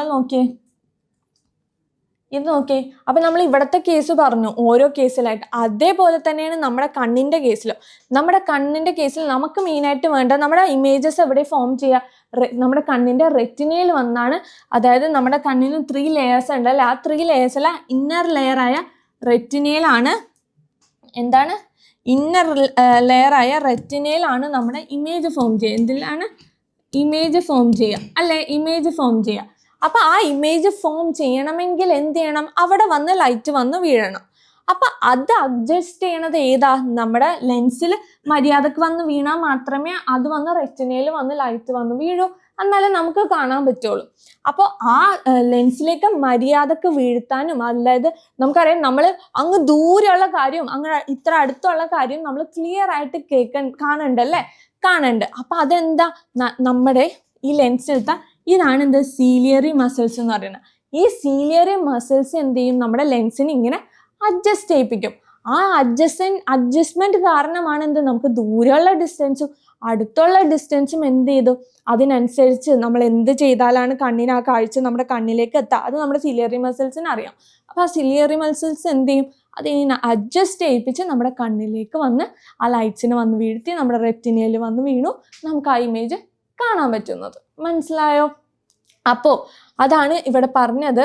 നോക്കിയേ, how are images of the object at A distance formed on a retina. This is made possible by changing the curvature of the lens in the eye with the help of the ciliary muscles by changing the focal length.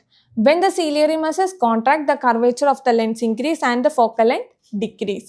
അതായത് എന്താന്ന് വെച്ച് കഴിഞ്ഞാൽ നമുക്കറിയാം നമ്മുടെ ciliary muscles ആണ് നമ്മുടെ curvature ലെൻസിൻ്റെ കർവേച്ചറിന് ഇങ്ങനെ set ചെയ്യുന്നത്. കാരണം നമ്മുടെ ഡിസ്റ്റൻസ് മാറുന്നതനുസരിച്ച് എന്ത് സീലിയറി മസിൽസ് കോൺട്രാക്ട് ചെയ്യുകയോ റിലാക്സ് ചെയ്യുകയോ ചെയ്ത് നമ്മുടെ ലൈറ്റ്സിനെയൊക്കെ കണ്ണിലേക്ക് മര്യാദക്ക് കൊള്ളിച്ച് ആ ലൈറ്റ്സ് എന്ത് ചെയ്യും ഇവിടെ വന്ന് നമ്മുടെ റെറ്റിനയിൽ വന്ന് വിടും. ആൻഡ് ഓൾസോ നമ്മുടെ കണ്ണിൽ യൂസ് ചെയ്യുന്ന ലെൻസ് ഏതാണ്? കോൺവെക്സ് ലെൻസ് അല്ലേ? അതാരും മറക്കരുത് കേട്ടോ. എന്താണ് കണ്ണിൽ യൂസ് ചെയ്യുന്ന ലെൻസ് ഏതാ? കോൺവെക്സ് ലെൻസ് ആണ്. സോ ആ കോൺവെക്സ് ലെൻസിനെ നമ്മുടെ സീലിയറി മസിൽസ് എന്ത് ചെയ്യും ഇങ്ങനെ അഡ്ജസ്റ്റ് ചെയ്യിപ്പിച്ച് ലൈറ്റ്സ് വന്ന് റെറ്റിനയിൽ വന്ന് വീഴ്ത്താനുള്ള ചാൻസ് കൊടുക്കുന്നു. ഓക്കെ, അപ്പോൾ ഈ കർവേച്ചർ കോൺട്രാക്ട് ചെയ്യുമ്പോൾ കർവേച്ചറിന് കോൺട്രാക്ഷൻ സംഭവിക്കുമ്പോഴേക്കും എന്ത് സംഭവിക്കുന്നു? കോൺട്രാക്ഷൻ സംഭവിക്കുമ്പോൾ ഫോക്കൽ ലെങ്ത് എന്താവുന്നു? ചെറുതാവുന്നു. എന്താണ് ഫോക്കൽ ലെങ്തിന് ചെറുത് പറ്റുന്നു. അതായത് ciliary muscles contract the curvature of the ലെൻസും എന്ത് ചെയ്യും? ഇൻക്രീസ് ചെയ്യും. അതായത് ആ സീലിയറി മസിൽസ് ഇങ്ങനെ കോൺട്രാക്ഷൻ സംഭവിക്കുമ്പോൾ നമ്മുടെ എന്ത് കർവേച്ചർ ഇങ്ങനെ വികസിക്കും. അപ്പോൾ വികസിക്കുമ്പോൾ എന്ത് സംഭവിക്കും? ഫോക്കൽ ലെങ്ത് എന്ത് ചെയ്യും? ഡിക്രീസ് ആകും. അപ്പം നമുക്ക് ആ ഇമേജ് നല്ല ക്ലിയർ ആയിട്ട് കാണാൻ പറ്റും. ചില കേസിൽ അങ്ങനെ വേണം. ആൻഡ് ചില കേസിൽ എന്താണ് നമ്മുടെ സീലിയറി മസിൽസ് എന്ത് ചെയ്യും? റിലാക്സ് ആകും. റിലാക്സ് ആകുമ്പോൾ എന്ത് ചെയ്യും? നമ്മുടെ ലെൻസിന് എന്ത് സംഭവിക്കും? ലെൻസിന്റെ കർവേച്ചർ എന്ത് ചെയ്യും? ഡിക്രീസ് ആകും. ആ ഡിക്രീസ് ആവുന്ന മൂലം എന്താ? ഫോക്കൽ ലെങ്ത് കൂടുന്നു. അപ്പോഴത്തേ നമുക്കറിയാം നമ്മുടെ ഈ കേസിൽ നമുക്ക് ഇമേജ് കിട്ടാൻ വേണ്ടി നമ്മൾ എന്ത് ചെയ്തു? ലെൻസ് മാറ്റി, ക്യാൻഡിൽ മാറ്റി, സ്ക്രീനൊക്കെ അഡ്ജസ്റ്റ് ചെയ്യാൻ പറ്റി. പക്ഷെ നമ്മുടെ കണ്ണിൽ നമുക്ക് അങ്ങനെ ചെയ്യാൻ പറ്റുമോ? നമ്മുടെ കണ്ണിൻ്റെ ഐബോളൊക്കെ എടുത്ത് മാറ്റി, അല്ലെങ്കിൽ ഈ ഡിസ്റ്റൻസ് ആണ് ഇവിടെ കൊണ്ടുവന്ന് കണ്ണ് വെക്കണം, അല്ലെങ്കിൽ ഈ ഡിസ്റ്റൻസിലുള്ള ഒബ്ജക്റ്റ് ആണ് ഇവിടെ കൊണ്ടുവന്ന് വെക്കണം, അങ്ങനെ നമുക്ക് പറ്റില്ലല്ലേ? അപ്പം അത് അഡ്ജസ്റ്റ് ചെയ്യാൻ വേണ്ടി എന്ത് കഷ്ടപ്പെടുന്നു? നമ്മുടെ സീലിയറി മസിൽസ് കോൺട്രാക്ട് ചെയ്യും, റിലാക്സ് ചെയ്യുമ്പോൾ നമ്മുടെ എന്ത് സംഭവിക്കുന്നു? നമ്മുടെ ലെൻസിന് ഇൻക്രീസും ഡിക്രീസും സംഭവിക്കുന്നു. അപ്പം എന്ത് ചെയ്യും? ഈ ഫോക്കൽ ലെങ്ത്, ഈ ഡിസ്റ്റൻസ് തമ്മിൽ അതായത് നമ്മുടെ ഒബ്ജക്റ്റും നമ്മുടെ ലെൻസും തമ്മിൽ ഫോക്കൽ ലെങ്ത് എന്ത് ചെയ്യും? ചേഞ്ചസ് വരുത്തുന്നു. അങ്ങനെയാണ് നമ്മുടെ കണ്ണിൽ നമ്മൾ ഓരോ കാഴ്ചകൾ കാണുന്നുണ്ടാവുക കേട്ടോ. മനസ്സിലായല്ലോ? Okay. What change will occur in the curvature of lens while looking at a distant object? Distant object വെക്കുമ്പോഴേക്കും നമ്മുടെ കണ്ണിന് എന്ത് സംഭവിക്കുന്നു? ഡിസ്റ്റന്റ് ഒബ്ജക്റ്റ് വെക്കുമ്പോൾ നമ്മുടെ കർവേച്ചറിന് എന്ത് സംഭവിക്കുന്നു? ഡിക്രീസ് ആകും. കർവേച്ചർ ഓഫ് ലെൻസ് എന്ത് സംഭവിക്കുന്നു? Decreases. What about the focal length when the curvature decreases? Curvature decreases ആകുമ്പോൾ എന്ത് സംഭവിക്കുന്നു? ഫോക്കൽ ലെങ്ത് ഇൻക്രീസ് ആവുന്നു. അപ്പം ഇങ്ങനെ ആലോചിച്ചാൽ മതി. മിസ് നല്ല ക്ലിയർ ആയിട്ട് പറഞ്ഞുതരാം. അപ്പം അതേ നോക്കിയേ, ഇനി നമുക്ക് നിയർ ഒബ്ജക്റ്റ് കാണണം. നിയർ ഒബ്ജക്റ്റ് കാണണം. അപ്പം നമ്മുടെ കണ്ണിൽ കാണണമെങ്കിൽ നമുക്കറിയാം നമ്മുടെ സീലിയറി മസിൽസ് എന്ത് സംഭവിക്കും? സീലിയറി മസിൽസ് കോൺട്രാക്ട് ചെയ്യും. എന്താണ് സീലിയറി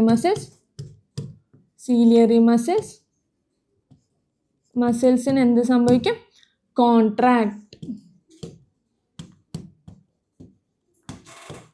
കോൺട്രാക്ട് ആകും.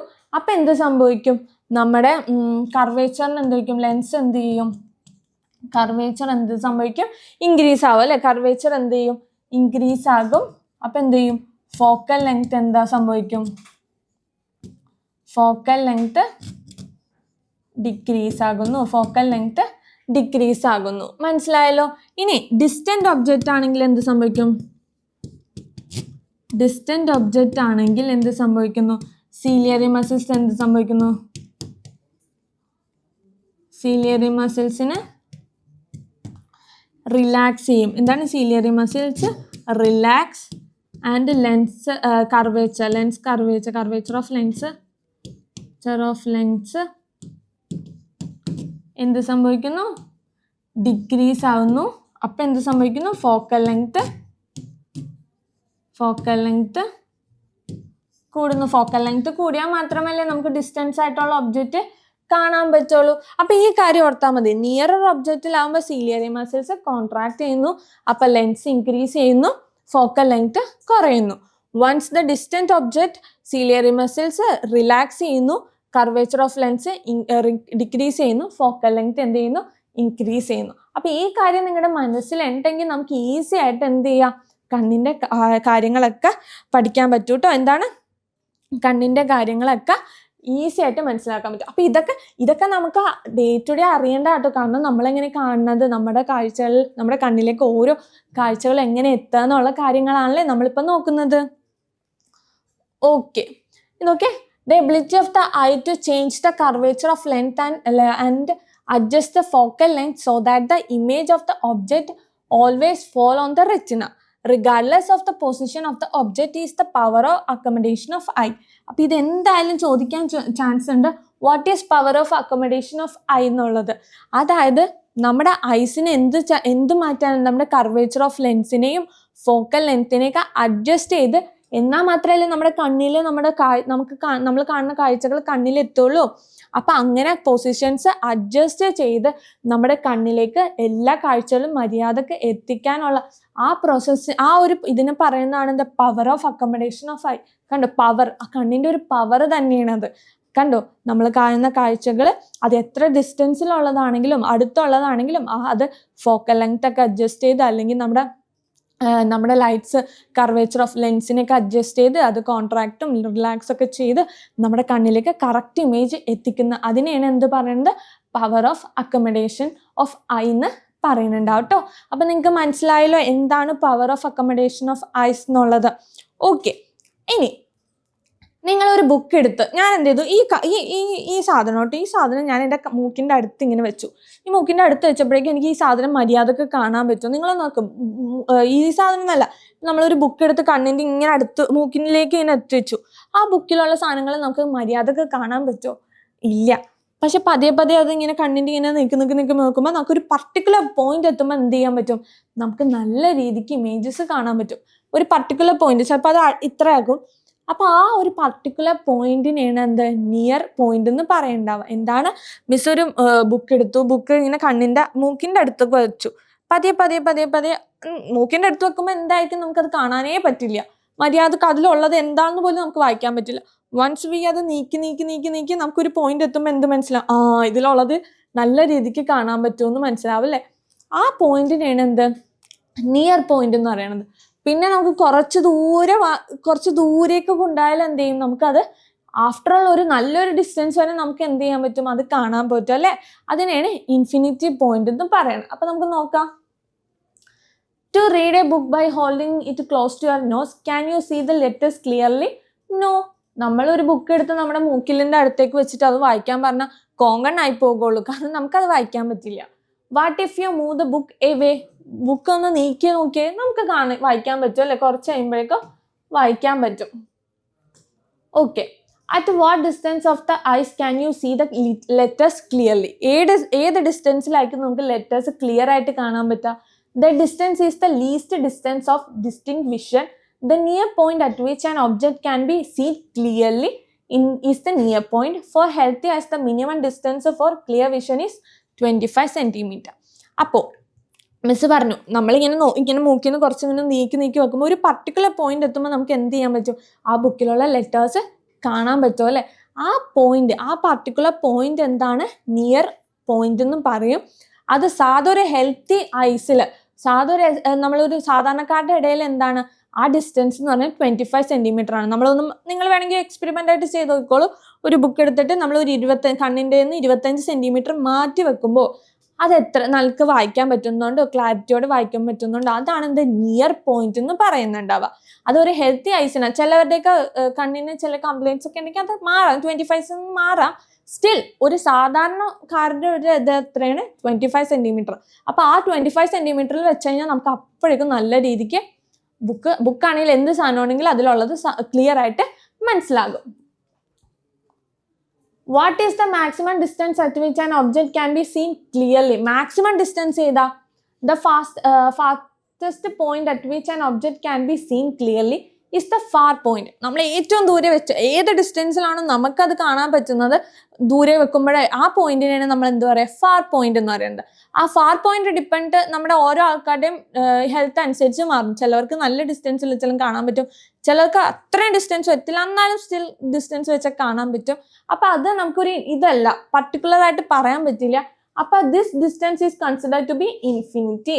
കണ്ടോ, അത് നമുക്ക് എന്തായിട്ട് ഒരു ഇൻഫിനിറ്റി ആയിട്ട് പറയാൻ പറ്റുള്ളൂ. അത് ഓരോരുത്തരുടെ കേസിലും മാറാനും ചാൻസ് ഉണ്ട്. അതുകൊണ്ട് നമ്മൾ എന്ത് പറയും, ആ പോയിന്റിന് എന്ത് ഇൻഫിനിറ്റി എന്ന് മാത്രമേ പറയാൻ പറ്റുള്ളൂ. കാരണം ഡിസ്റ്റൻസ് നമുക്ക് അത്ര അളക്കാനൊന്നും പറ്റില്ല. പക്ഷെ നിയർ പോയിന്റ് എപ്പോഴും എത്ര 25 സെന്റിമീറ്റർ ആണ്. ഒരു സാധാരണക്കാരുടെ കേസിൽ 25 സെന്റിമീറ്റർ ആട്ടോ. അപ്പം നിയർ പോയിന്റും ഡിസ്റ്റൻറ്റ് പോയിന്റ്, അതായത് ഫാർ പോയിന്റും എന്താണെന്ന് നിങ്ങൾക്ക് മനസ്സിലായല്ലോ. അപ്പം നിങ്ങൾ എക്സാമിന് നിയർ പോയിന്റ് എന്താ, ഫാർ പോയിന്റ് എന്താന്നൊക്കെ ചോദിച്ചാൽ നല്ല ക്ലിയർ ആയിട്ട് ആൻസർ പറഞ്ഞു കൊടുക്കണം കേട്ടോ. സോറി, എഴുതണം കേട്ടോ. നല്ലോണം എഴുതാൻ പറ്റും. കാരണം സിമ്പിൾ അല്ലേ. നിയർ പോയിന്റ് എന്ന് വെച്ച് കഴിഞ്ഞാൽ നമുക്ക് ഏറ്റവും അടുത്തുള്ള ഏറ്റവും അടുത്ത് നമുക്ക് ഒരു സാധനം ക്ലിയർ ആയിട്ട് വായിക്കാൻ പറ്റിയ നിയർ പോയിന്റ്. ഫാർ പോയിന്റ് എന്ന് വെച്ചാൽ ഏറ്റവും മാക്സിമം ഡിസ്റ്റൻസിൽ നമുക്കൊരു സാധനം ക്ലിയർ ആയിട്ട് വായിക്കാൻ പറ്റിയ അത് maximum far point. Simple. And near point എന്ന് പറയുന്നത് എപ്പോഴും 25 സെന്റിമീറ്റർ ആയിരിക്കും ഒരു യൂഷ്വൽ ഹെൽത്തി ഐന്റെ കേസിൽ. ഓക്കെ, മനസ്സിലായില്ലേ? അപ്പം നമ്മൾ എന്താ നമ്മുടെ കണ്ണ് ഓറിയന്റഡ് ആയിട്ട് ഐ ആൻഡ് വിഷൻ എന്നുള്ള കാര്യങ്ങളോട് നമുക്ക് അറിയാം. ഒരു ഹെൽത്തി പേഴ്സൻ്റെ എത്രയാണ് നിയർ പോയിന്റ്, എത്രയാണ് ഫാർ പോയിന്റ്, അതൊക്കെ നമ്മൾ കേട്ടല്ലേ. എല്ലാം നമ്മൾ അടിപൊളിയായിട്ട് കേട്ടു, നമ്മൾ പഠിച്ചു അതൊക്കെ എന്താണെന്നുള്ളത്. ഇനി നമുക്കറിയാം ഒരു ഹെൽത്തി പേഴ്സൻ്റെ കാര്യം മാത്രം നമുക്ക് പഠിച്ചാൽ മതിയോ? കുറച്ചൊക്കെ കണ്ണ് കാണാത്തവരായിട്ടുള്ള ആൾക്കാരുണ്ടല്ലേ. ഇപ്പം എന്നെ പോലെ ഞാൻ കണ്ണടയൊക്കെ വെച്ചിരിക്കുക. ചിലവർക്ക് എന്ത് ചെയ്യും, ദൂരെ ഉള്ളത് കാണാൻ പറ്റില്ല, ചിലവർ അടുത്തുള്ളത് കാണാൻ പറ്റില്ല. അങ്ങനത്തെ കുറേ ഇഷ്യൂസ് ആയിട്ട് നമ്മൾ കേൾക്കാറുണ്ട്. ആൻഡ് ഓൾസോ ഈ വീഡിയോ കാണുന്നവർ കുറേ പേരുണ്ടാവും അല്ലേ, കണ്ണട വെച്ചും അല്ലെങ്കിൽ കണ്ണട വെക്കാണ്ട് തന്നെ കണ്ണ് കാഴ്ച കുറവാണ്, സ്റ്റിൽ കണ്ണട വെക്കാനൊരു മടി ഉള്ളവരുണ്ട്. ചിലവർ ലെൻസ് വെച്ച് കാണുന്നവരുണ്ട്. അങ്ങനെ പല കേസും ഉണ്ടല്ലേ. അപ്പം അതൊക്കെ എന്തുകൊണ്ടാണ് അവർക്ക് അങ്ങനത്തെ ഒരു ഡിഫക്റ്റ് വന്നിട്ടുണ്ടാവുക? കാരണം എന്താണ്? അതൊക്കെയാണ് ഇനി നമ്മൾ പഠിക്കാൻ പോകുന്നത്. അതോടെ നമുക്ക് സെക്ഷൻസ് തീരാറായി, ഓൾമോസ്റ്റ് തീർന്നു. ഓക്കെ, അപ്പം അതാണ് നമ്മൾ നോക്കാൻ പോകുന്നത്. ഇതാണ് മയോപ്പിയ അല്ലെങ്കിൽ ഷോർട്ട് സൈറ്റ് എന്ന് പറയുന്നത്. എന്താണ് മയോപ്പിയ അല്ലെങ്കിൽ നമ്മൾ ഷോർട്ട് സൈറ്റ് എന്ന് പറയുന്നുണ്ടാവുക.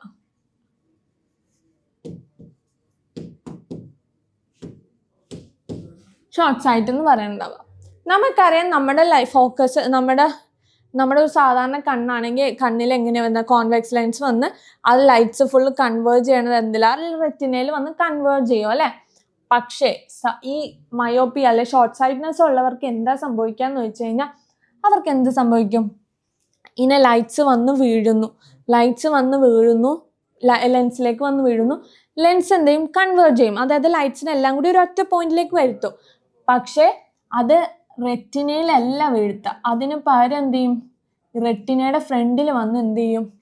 അവരുടെ ലൈറ്റ്സ് വന്ന് ഫോക്കസ് ചെയ്യും. ശരിക്കും വന്ന് വീഴേണ്ടത് എവിടെയാണ്? റെറ്റിനയിലാണ്. പക്ഷെ കൺവേർജ് ചെയ്ത് വീഴുന്നത് എവിടെയാ? റെറ്റിനയുടെ ഫ്രണ്ടിലാണ്. അതുമൂലം അവർക്ക് എന്താ സംഭവിക്കാം? അവർക്ക് ഡിസ്റ്റന്റ് ഒബ്ജക്ട്സ് കാണാൻ പറ്റിയില്ല. പക്ഷെ അടുത്തുള്ളത് ക്ലിയർ ആയിട്ട് കാണാൻ പറ്റും, പക്ഷെ ദൂരെ ഉള്ളത് കാണാനേ പറ്റില്ല. അപ്പൊ അതാണ് ഷോർട്ട് സൈറ്റ് അഥവാ മയോപ്പിയ എന്ന് പറയുന്നത്. അപ്പൊ എന്താണ്? ഡിസ്റ്റന്റ് ഒബ്ജക്റ്റ് കാണില്ല, പക്ഷെ അടുത്തുള്ള ഇമേജസ് ഒക്കെ കാണാം. ഇപ്പൊ ആസ് എ ട്യൂട്ടർ എനിക്ക് ഷോർട്ട് സൈറ്റ്നെസ് ആണ്. കാരണം എന്താണെന്ന് വെച്ചാൽ എനിക്ക് ദൂരെ ഉള്ളത് കാണാൻ പറ്റില്ല, ക്ലിയർ അല്ല, പക്ഷെ അടുത്തുള്ളത് കാണാം. അപ്പൊ അത് മാറ്റാൻ വേണ്ടി ഞാൻ എന്ത് ചെയ്തു? ഈ കണ്ണട വെച്ചു. അപ്പൊ നമുക്കത് നോക്കാം. അപ്പൊ എന്താണ് എന്ന് മനസ്സിലായല്ലോ. അപ്പോൾ ഇങ്ങനെയാണ് നമുക്കറിയാം ഷോർട്ട് സൈറ്റ് ഫോം ചെയ്യണത്. അപ്പോൾ എവിടെയാണ് ശരിക്കും ആ ലൈറ്റ്സ് വന്ന് കൺവേർജ് ചെയ്യണത്? In front of the retina. Okay, some people can see nearby object clearly but cannot see the distant object. This defect of the eye is called short sightedness. കണ്ടോ, ദൂരെ ഉള്ളത് കാണാൻ പറ്റില്ല, പക്ഷെ അടുത്തുള്ളത് ക്ലിയർ ആയിട്ട് കാണാൻ പറ്റും. അതിന് ഷോർട്ട് സൈറ്റ്നെസ് എന്ന് പറയണ്ടാവുക. When an object is placed at a distance p as shown in the figure, where will the image formed? നമ്മൾ ഈ കേസിൽ കണ്ടോ, ഇവിടെ പിയിൽ ഒബ്ജക്റ്റ് വെച്ചപ്പോൾ ഇമേജ് എവിടെ ഫോം ചെയ്ത? In front of the eye അല്ലേ. എന്താണ്? ഇൻ ഫ്രണ്ട് ഓഫ് ഐ അല്ല, ഇൻ ഫ്രണ്ട് ഓഫ് റെറ്റിന.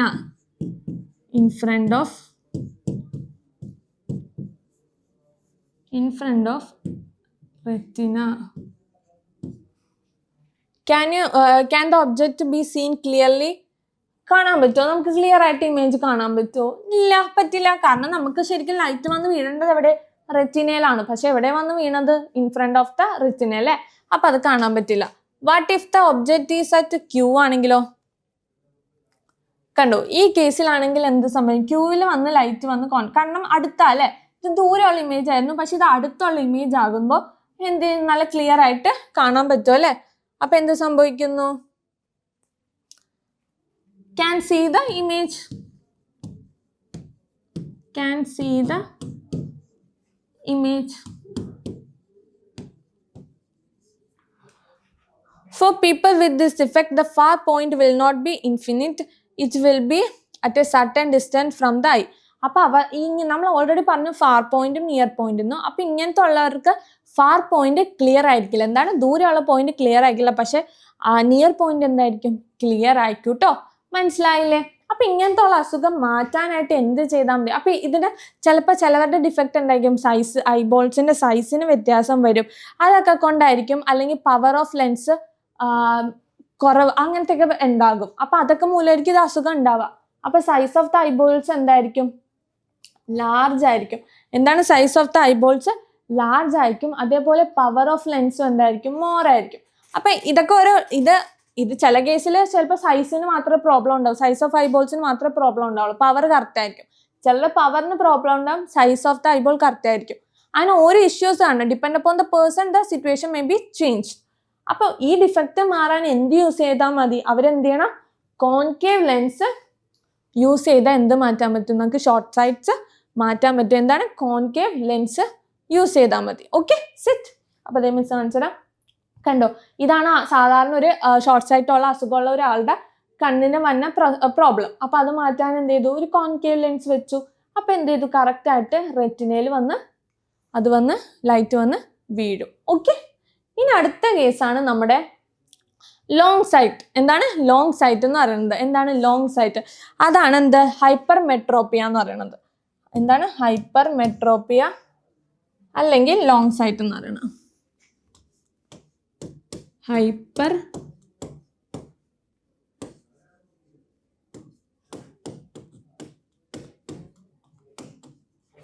മെട്രോപ്പിയ അഥവാ ലോങ് സൈറ്റ് എന്ന് പറയുന്നത്.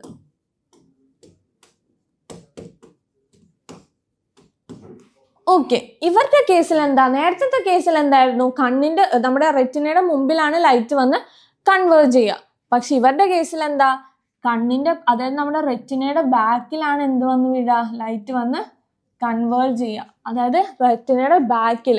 അപ്പൊ എന്ത് ചെയ്യും, നമുക്ക് ക്ലിയർ ആയിട്ട് കാണാൻ പറ്റില്ല അല്ലേ? അപ്പൊ അതാണ് ഇവരുടെ പ്രശ്നം. എന്താണ്, റെറ്റിനയുടെ ബാക്കിൽ വന്നാണ് ലൈറ്റ് വന്ന് കൺവേർജ് ചെയ്യുക. അതുമൂലമാണ് ലോങ് സൈറ്റ്നെസ് കാണാം. അപ്പൊ ഇങ്ങനെയുള്ളവരുടെ പ്രശ്നം എന്താണ്, അവർക്ക് അടുത്തുള്ളത് കാണാൻ പറ്റില്ല, പക്ഷെ ദൂരെ ഉള്ളത് നല്ല ക്ലിയർ ആയിട്ട് കാണാം. അവരുടെ നിയർ പോയിന്റ് 25 ആയിരിക്കില്ല, അവർക്ക് അതിൽ മാറ്റം വരുത്തിയാലേ കാണാൻ പറ്റുള്ളൂ. പക്ഷെ ഫാർ പോയിന്റ് എന്തായിരിക്കും, ക്ലിയർ ആയിട്ട് കാണാൻ പറ്റും. പക്ഷെ അത് നോക്കിയേ, ദൂരെയുള്ള വസ്തുവിന് നല്ല ക്ലിയർ ആയിട്ട് കാണാൻ പറ്റും, പക്ഷെ അടുത്തുള്ളതിന് എന്ത് ചെയ്യും, കാണാനേ പറ്റില്ല. Since the image is not formed at the retina, instead of being formed at the retina, near object can be seen clearly even though the distant object can clearly seen. This defect of eye is the long sightedness. The near point of the eye of such person will be at a distance more than 25. Miss പറഞ്ഞേ, ഇവർക്ക് അടുത്തുള്ള point കാണാൻ പറ്റില്ല, ദൂരെയുള്ള point കാണാൻ പറ്റുള്ളൂ. അതുകൊണ്ട് തന്നെ അവരുടെ നിയർ പോയിന്റ് 25 സെന്റിമീറ്റർ ആയിരിക്കില്ല, അതിൽ മാറാം, അതിൽ ചിലപ്പോൾ കുറയാം, കൂടെ എന്ത് വേണേലും സംഭവിക്കും. പക്ഷെ ഫാർ പോയിന്റ് അവർക്ക് ക്ലിയർ ആയിരിക്കും കേട്ടോ. Some people can see distant object clearly but cannot see the near object clearly. This defect of eye is called long-sightedness. The near point also of person with long-sightedness will be more than 25. This already പറഞ്ഞു. For some persons, even though near object can be seen clearly, they cannot be able to see distant object. നമ്മൾ പറഞ്ഞ case തന്നെ, distance object കാണാൻ പറ്റും, പക്ഷെ near object എന്ത് ചെയ്യുക, കാണാൻ പറ്റില്ല. അങ്ങനെയുള്ളവരുടെയാണ് എന്ത്, ലോങ് സൈറ്റ്നെസ് എന്ന് പറയേണ്ടവ. പക്ഷെ ഇങ്ങനെയുള്ളവരുടെ എന്തായിരിക്കും, ഐബോള് സ്മോൾ ആയിരിക്കും, അതേപോലെ പവർ ഓഫ് ലെൻസും എന്തായിരിക്കും, ലെസ് ആയിരിക്കും. ഇതിലും depend upon the person changes വരുത്താം, ബട്ട് ലിറ്ററലി പറയുന്നത് സ്മോൾ ആയിരിക്കും എന്നാണ് പറയുന്നത്. അപ്പൊ ഇങ്ങനത്തെ അസുഖം അല്ലെങ്കിൽ ഈ ലോങ് സൈറ്റ്നെസ് മാറാനായിട്ട് എന്ത് ചെയ്താൽ മതി, അവരെന്ത് ചെയ്യണം, കോൺവെക്സ് ലെൻസ് യൂസ് ചെയ്താൽ മതി. എന്താണ്, കോൺവെക്സ് ലെൻസ് യൂസ് ചെയ്താൽ മതി. കണ്ടോ, ഇങ്ങനെ കോൺവെക്സ് ലെൻസ് യൂസ് ചെയ്താൽ കറക്റ്റ് ആയിട്ട് റെറ്റിനയിൽ വന്ന് ലൈറ്റ്സ് വന്ന് ഫോക്കസ് ചെയ്യും. ഓക്കെ, അപ്പൊ നമ്മളിനി അതും പഠിച്ചല്ലേ. ഇനി ലാസ്റ്റ് എന്താ, പ്രസ് ബയോപ്പിയ എന്നുള്ള ഒരു ടോപ്പിക്കാണ് നമ്മൾ നോക്കുന്നത്. പ്രസ് ബയോപ്പിയ എന്ന് പറയുന്നത് എന്താണെന്ന് വെച്ച് കഴിഞ്ഞാൽ, പ്രസ്ബയോപ്പിയയിൽ എന്താണ് നമുക്കറിയാം, നമ്മുടെ പ്രായമായിട്ടുള്ളവർ എന്ത് ചെയ്യും, ഇങ്ങനെ ബുക്കൊക്കെ ഇങ്ങനെ അടുത്ത് വെച്ചിട്ട് ഇങ്ങനെ ദൂരെ വെച്ച് നമുക്ക് അവർക്കറിയാം പ്രായമായി കഴിയുമ്പോഴേക്കും എന്ത് സംഭവിക്കും, അവർക്ക് ഇങ്ങനെ അടുത്തുള്ളതും ദൂരെ ഉള്ളതൊന്നും അടുത്തുള്ളത് ക്ലിയർ ആക്കാൻ പറ്റില്ല അല്ലെ, ക്ലിയർ ആയിട്ട് കാണാൻ പറ്റില്ല. അപ്പൊ അങ്ങനത്തെ ഒരു അസുഖത്തിനും പറയണതാണ് എന്ത്, പ്രസ്ബയോപ്പിയ എന്ന് പറയുന്നത്. ഡിപ്പെൻഡ് അപ്പോൾ ഓൾഡ് പീപ്പിൾസിനാണ് കൂടുതലായിട്ട് കണ്ണുണ്ടാവുക. അപ്പൊ പ്രസ്ബയോപ്പിയ എന്ന് വെച്ച് കഴിഞ്ഞാൽ എന്താണ്, the distance of the near point can be varied. അതായത് 25 സെന്റിമീറ്റർ ആയിരിക്കില്ല അവരുടെ അത് കണ്ടാവുക. അതിന് പകരം അവർക്ക് ചിലപ്പോൾ ഇങ്ങനെ കുറച്ച് നീക്കിയാലേ വായിക്കാൻ പറ്റും, ചിലപ്പോൾ അടുത്ത് വെച്ചാലേ വായിക്കാൻ പറ്റും. അപ്പം ഇങ്ങനെ കണ്ണടയൊക്കെ അഡ്ജസ്റ്റ് ചെയ്ത് വായിക്കണമൊക്കെ നമ്മൾ കണ്ടിട്ടില്ലേ, അത് തന്നെ. അപ്പം ആ ഡിഫക്റ്റ് മാറാൻ വേണ്ടി എന്ത് ലെൻസ് യൂസ് ചെയ്താൽ മതി, നമ്മുടെ കോൺവെക്സ് ലെൻസ് യൂസ് ചെയ്താൽ മതി. ഓക്കെ, അപ്പൊ presbyopia, long side, short side, ഈ മൂന്നും നമ്മൾ പഠിച്ചപ്പോഴേക്കും നമുക്ക് എന്ത് ചെയ്യും, നമ്മുടെ കണ്ണിൽ വരുന്ന ചെറിയ ചെറിയ അസുഖങ്ങളും ഒക്കെ കുറിച്ച് നമ്മൾ പഠിച്ചല്ലേ. അപ്പൊ അതൊക്കെ ഇമ്പോർട്ടൻ്റ് ആട്ടോ. നമുക്ക് ചിലപ്പോൾ എക്സാമിനൊക്കെ ചോദിക്കും എന്താണ് പ്രസ്ബയോപ്പിയ, എന്താണ് മയോപ്പിയ, എന്താ ഹൈപ്പർ മെട്രോപ്പിയ എന്നൊക്കെ. അപ്പൊ ആ പേര് കേൾക്കുമ്പോൾ അയ്യോ ഹൈപ്പർ മെട്രോ അങ്ങനെയൊന്നും ആക്കിയത്. മയോപ്പിയ എന്ന് വെച്ച് കഴിഞ്ഞാൽ ഷോർട്ട് സൈഡ്നെസ്, ഹൈപ്പർ മെട്രോപ്പിയ എന്ന് പറഞ്ഞാൽ ലോങ് സൈഡ്നെസ്, ആൻഡ് പ്രസ്ബയോപ്പിയ അതിന് വേറെ പേരൊന്നുമില്ല. ഇനി നമ്മൾ എന്ത് ചെയ്തു, ലാസ്റ്റ് ഈ ചാപ്റ്ററിന്റെ ലാസ്റ്റ് ടോപ്പിക്കിലേക്ക് എത്തി, അതായത് ലൈറ്റ് പൊല്യൂഷൻ. എന്താണ് light pollution?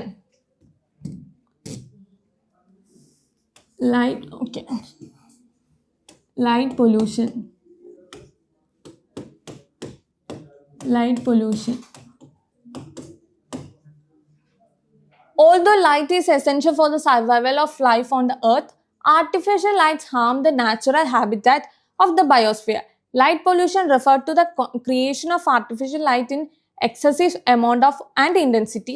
Artificial light adversely affect the reproduction and the predation of many natural animals.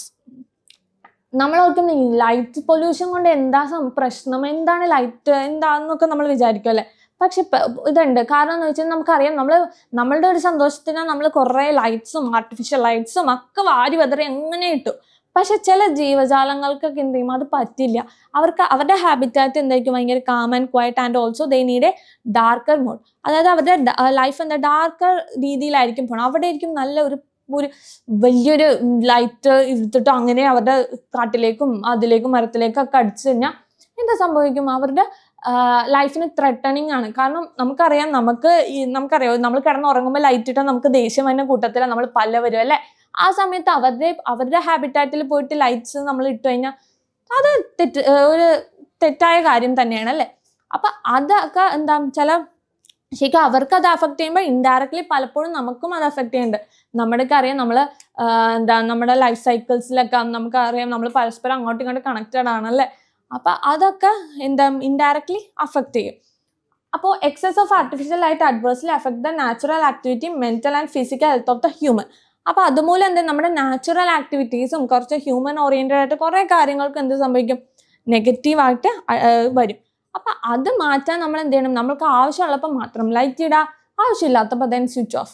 പിന്നെ നമുക്കറിയാം, നമ്മളെ സെലിബ്രേഷനിലൊക്കെ ലൈറ്റ് ആണ് വേണ്ടത്, സ്റ്റിൽ അതെന്താണ് ഒരു പ്രോബ്ലം തന്നെയാണ്. അപ്പൊ എന്ത് ചെയ്യണം, അതിന് നമ്മൾ സൊല്യൂഷനായിട്ട് എന്ത് ചെയ്യണം, നമുക്ക് ആവശ്യമുള്ളപ്പോൾ മാത്രം ലൈറ്റ്സ് ഇടാം, ആവശ്യമില്ലാത്തപ്പോൾ ലൈറ്റ്സ് ഓഫ് ചെയ്യുക. അപ്പൊ എന്തേ നോക്കിയേ, The other consequence of light pollution എന്താ, causes difficulty during night drive. നമുക്കറിയാം നമുക്ക് ഓപ്പോസിറ്റ് തന്നെ ഒരു കൊട്ട വണ്ടിയിൽ ലൈറ്റ്, ഇപ്പൊ എല്ലാവർക്കും വെള്ള ലൈറ്റാ. ആ വെള്ള ലൈറ്റ് നമ്മൾ ഒരു ഡ്രൈവിംഗ് സ്കിൽ അല്ലെ, ഡ്രൈവ് ചെയ്യണ ആൾക്കാർക്ക് അതെന്തോ ഒരു ബുദ്ധിമുട്ടല്ലേ. അപ്പോൾ വാം ലൈറ്റ്സ് എപ്പോഴും യൂസ് ചെയ്യാറ്. നമ്മൾ പറയും പണ്ടൊക്കെ ഒരു യെല്ലോയിഷ് കളർ ആയിരിക്കും, പക്ഷെ ഇപ്പൊ വൈറ്റ് ലൈറ്റ്സ് ഒക്കെയാണ് യൂസ് ചെയ്യുന്നത്. അപ്പൊ അതൊക്കെ ഡ്രൈവ് ചെയ്യണതിന് ഒരു ബുദ്ധിമുട്ടാണ്. Make astronomical observation difficult by obstructing the night sky. നമുക്കറിയാം, നമ്മൾ നിരീക്ഷണം രാത്രിയൊക്കെ ആയിരിക്കും നമ്മൾ ആസ്ട്രോണമി ഓറിയന്റഡ് ആയിട്ടുള്ള ആൾക്കാരൊക്കെ ആകാശത്ത് നിരീക്ഷിക്കുക. അപ്പൊ എന്താ, എല്ലാവരും കൂടി ലൈറ്റ് അങ്ങോട്ട് ഇട്ട് ആകാശത്തേക്കും ലൈറ്റ് പുറത്തേക്കും ലൈറ്റ് ഫുൾ ലൈറ്റ് ആകുമ്പോഴേക്കും അത് ക്ലിയർ ആയിട്ട് കാണാനൊന്നും പറ്റില്ല. The light from multi storeyed flats mislead migrated birds. അപ്പൊ നമുക്കറിയാം, ഈ ഫ്ലാറ്റ്സ് ഒക്കെ വരുമ്പോൾ അവരുടെ അട്രാക്ഷന് വേണ്ടി അവർ ലൈറ്റ്സ് ഒക്കെ ഇടുമെങ്കിൽ പോലും, പക്ഷെ അതൊക്കെ എന്താ, കുറെ ബേർഡ്സ് ഉണ്ട്, ആനിമൽസ് ഉണ്ട്, അതൊക്കെ അവർക്ക് ഒരു calm and quiet and feel good ഒരു സ്ഥലം വേണമായിരിക്കും. പക്ഷെ അപ്പോഴായിരിക്കും ഈ ലൈറ്റ്സ് ഒക്കെ വന്നിട്ടുണ്ടാവും. അപ്പൊ അതൊക്കെ എന്തെയും മിസ്ലീഡ് ചെയ്യും അവര്. ഓക്കെ, അപ്പോൾ എന്താ നമ്മളിപ്പോൾ ലൈറ്റ് പൊല്യൂഷന് കുറേ പ്രോബ്ലംസ് ഒക്കെ നോക്കി, നമ്മൾ എന്താണ് ലൈറ്റ് പൊല്യൂഷൻസ് എന്നൊക്കെ നോക്കി, ആൻഡ് ഓൾസോ കുറേ ഡിസീസിനെ കുറിച്ചും പഠിച്ചു. ആൻഡ് ഓൾസോ നമ്മളെന്താ ടിൻഡൽ ഇഫക്റ്റിനൊക്കെ കുറിച്ചൊക്കെ പഠിച്ചല്ലേ. നമ്മുടെ സൂര്യൻ്റെ ഉച്ചക്കും ഈവനിങ് ഒക്കെ എന്താണ് ഓറഞ്ച്, ഉച്ചക്കല്ല രാവിലെയും ഈവനിങ് ഒക്കെ എന്താ ഓറഞ്ചും യെല്ലോ ഒക്കെ, അതൊക്കെ നമ്മൾ നോക്കിയല്ലേ. അപ്പോൾ ഇത്രയും പഠിച്ചു കഴിഞ്ഞപ്പോൾ നമ്മൾ എന്ത് ചെയ്തു, നമ്മുടെ ഇന്നത്തെ സെക്ഷൻ തീർന്നു, ആൻഡ് ഓൾസോ ഈ ചാപ്റ്ററും തീർന്നു. അപ്പോൾ എല്ലാവർക്കും ഈ ചാപ്റ്ററിന് എന്താണെന്നൊക്കെ മനസ്സിലായെന്ന് വിചാരിക്കുന്നു.